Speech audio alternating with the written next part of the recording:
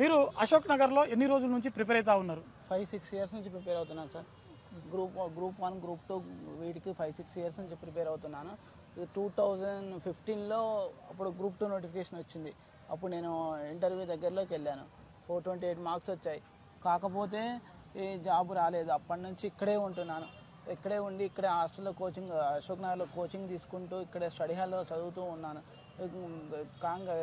Last 2022లో group 1 group 2 notification రావడం జరిగింది. Paper leakage కావచ్చు, లేకపోతే అనేక ఇష్యూస్ వల్ల కూడా ఎగ్జామ్ క్యాన్సిల్ అయింది. రెండోసారి కూడా బయోమెట్రిక్ లేదని చెప్పేసి ఆ రోజు బలమూరి వెంకటన్న గారు కోర్టులో కేసు వేసి గ్రూప్ 1 క్యాన్సిల్ చేయించడం జరిగింది.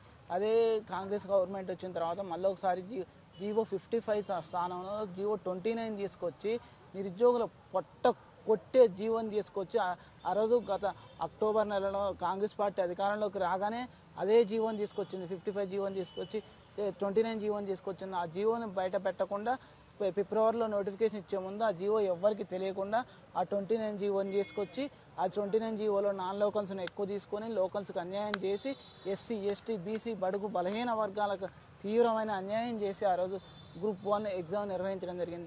దానివల్ల లోకల్ పర్సన్స్ స్టూడెంట్స్ చాలా అన్యాయానికి గురయ్యారు. చాలా తీవ్రమైన జీవో.